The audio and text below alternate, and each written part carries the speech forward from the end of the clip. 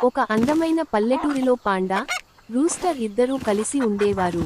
ప్రతిరోజు ఉదయం పాండా మెల్లగా లేచి స్ట్రెచ్ చేస్తుంటే, రూస్టర్ గట్టిగా కూకూరుకూ అని కూస్తూ అందరినీ లేపేది. ఇద్దరూ మంచి స్నేహితులు. పెద్ద చెట్టు కింద కూర్చుని పాండా బాంబో తింటూ ఉండేవాడు. రూస్టర్ పక్కనే ధాన్యం తింటూ, నువ్వు తింటే నాకు కూడా ఆనందం అన్నట్టుగా చూసేది. ఇద్దరూ నవ్వుతూ, ఆటలాడుతూ సమయం గడిపేవారు. ఒక రోజు పాండా అడవిలోకి వెళ్లి చూసేసరికి బాంబో చెట్లు విరిగిపోయాయి. పాండా బాధగా, ఇలా అయితే నేను ఏమి తింటాను అని కంగారు పడ్డాడు.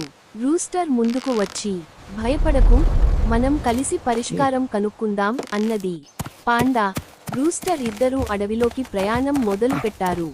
పాండా రూస్టర్ని జాగ్రత్తగా చేతుల్లో పట్టుకుని పరుగెత్తాడు. స్నేహం ఉంటే భయం ఉండదు అన్నట్టుగా ఇద్దరూ ముందుకు సాగారు.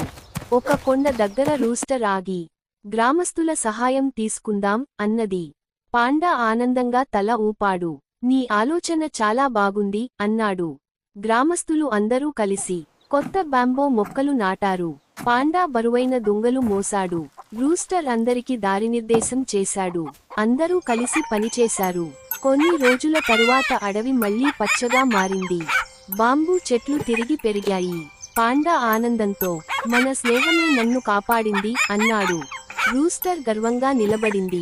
సాయంత్రం సూర్యాస్తమయం సమయంలో పాండా రూస్టర్ని హత్తుకుని, నువ్వు లేకపోతే నేను ఏమయ్యేవాడినో అన్నాడు. రూస్టర్ చిరునవ్వుతో, స్నేహితులు అంటే ఎప్పుడూ కలిసి ఉండడమే అన్నది. రాత్రి ఇద్దరూ నక్షత్రాలు చూస్తూ కూర్చున్నారు. చంద్రుడు మెరిసిపోతున్నాడు. ఆ రోజు నుంచి పాండా మరియు రూస్టర్ అడవికే కాకుండా అందరికీ స్నేహం విలువ నేర్పారు. నీతి, స్నేహం, ఐక్యత ఉంటే ఏ సమస్య అయినా పరిష్కారం అవుతుంది.